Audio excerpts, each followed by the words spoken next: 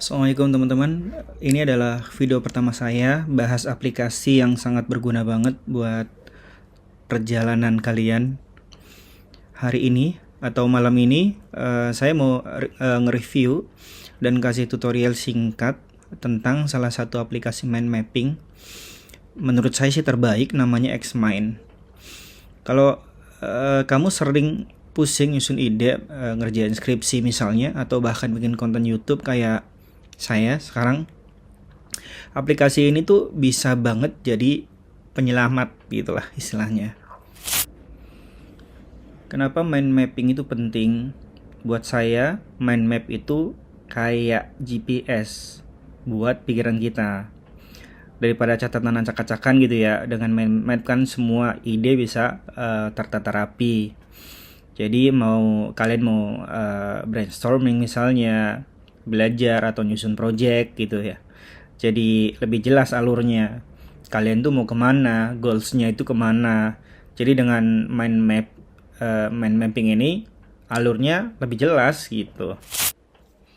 Nah, mind mapping yang sekarang saya mau kenalin ke kamu atau ke kalian itu namanya Xmind. Kita langsung aja ke website resminya.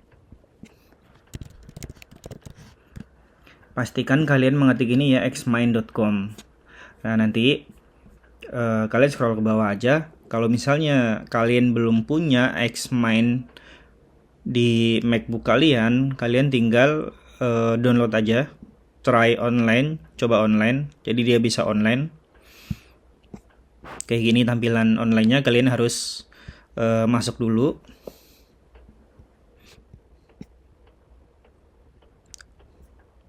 Sambil nunggu loading ya.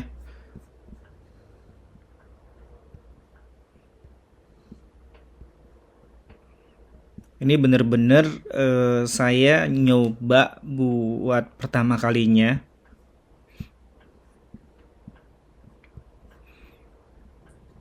Untuk kalau kalian misalnya nggak pengen nyoba online, langsung aja download di sini. Nanti biasanya diarahkan ke App Store ya. Nah, ini dia aplikasinya.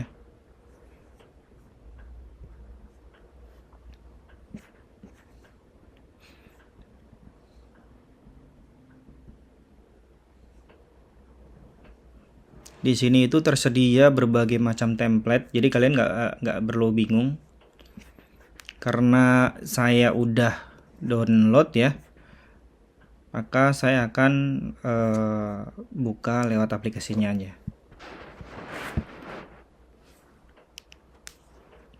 Oh iya, sebelum kita masuk ke aplikasinya, ada baiknya kita kenalan dulu sama Xmind. Xmind ini termasuk aplikasi favorit banget ya. Ratingnya 4,8 dari 5 di App Store. Nanti kita bisa lihat di sini.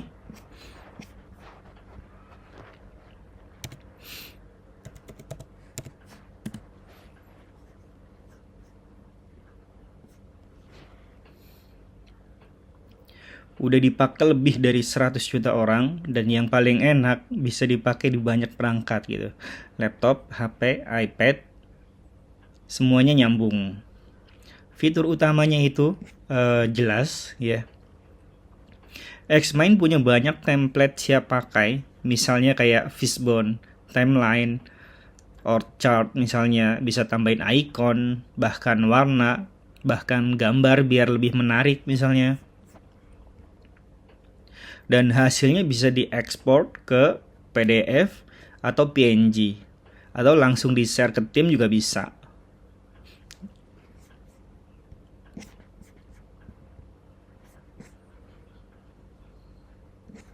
Nih, dia punya rating yang lumayan bagus, 4,8. Ukurannya kecil, enteng, 216,4 MB doang. Dan di bahasa juga, misalnya kamu nggak familiar sama bahasa Inggris, ya udah bisa digunakan menggunakan bahasa Indonesia. Nih, ada pilihan bahasa Indonesianya. Gitu. Nah, aplikasi ini juga sudah dari tahun 2006, jadi nggak bisa diraguin lagi lah pasti. Nah, kita balik ke aplikasinya. Nah, tampilan awal aplikasi itu kayak gini. Simple banget. Kalau kalian mau bikin proyek baru, misalnya mind mapping baru, cuman tinggal klik ini aja, new map. Nah, pilih template. Atau mau kosongan juga boleh. Kita pilih yang template dulu ya, nanti baru ke yang kosongan. Biar nggak bingung. Nah, misalnya ini, untuk ngetes aja. Nah, ini tuh bisa diganti-ganti. Atau mungkin bisa dihapus. Misalnya mau ganti tulisannya gitu. Tinggal diklik 2 kali, ketik misalnya konten YouTube. Gini. Nah, ini mau diganti misalnya apa? Judul. Opening deh. Terus ini judul. Ini alur misalnya.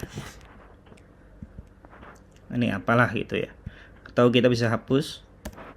Atau kita bisa mau ganti maps-nya ya. Nah, nih. Mau ke samping, mau ke bawah, di sini ada.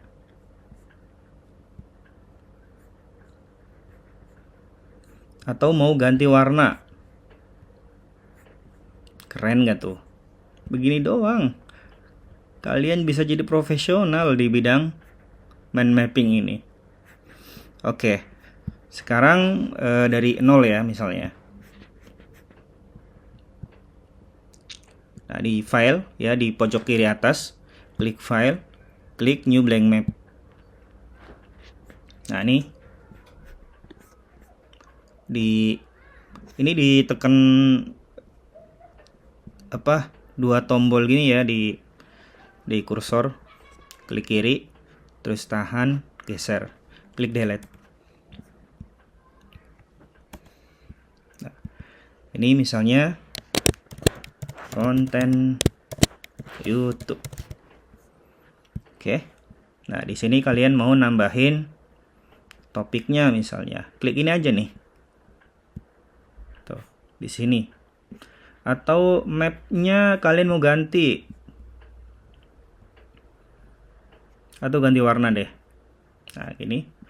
Mapnya ganti. Jadi yang begini deh. Biar agak bagusan ya. Atau yang ini. Oke. Mau ditambahin topiknya misalnya. Tambahin terus aja. Ini subtopiknya ditambah. Atau begini. Kelebihan aplikasi ini apa sih? Kenapa saya merekomendasikan aplikasi Xmind ini? Bukan karena saya di endorse ya. Kan ini. Yang pertama karena memang saya pakai. Terus yang kedua karena memang aplikasi ini tuh enteng buat saya. Bagus, tampilannya oke banget gitu. Dan gampang dipakai, desainnya rapi, banyak template. Nah, template kalian stylenya, mapsnya, templatenya kalian tadi lihat di depan. Terus beberapa fitur yang mungkin nggak ada di mind mapping lain gitu. Nah, untuk kekurangannya sendiri apa bang? Untuk kekurangannya sendiri itu beberapa fitur harus bayar ya tentunya.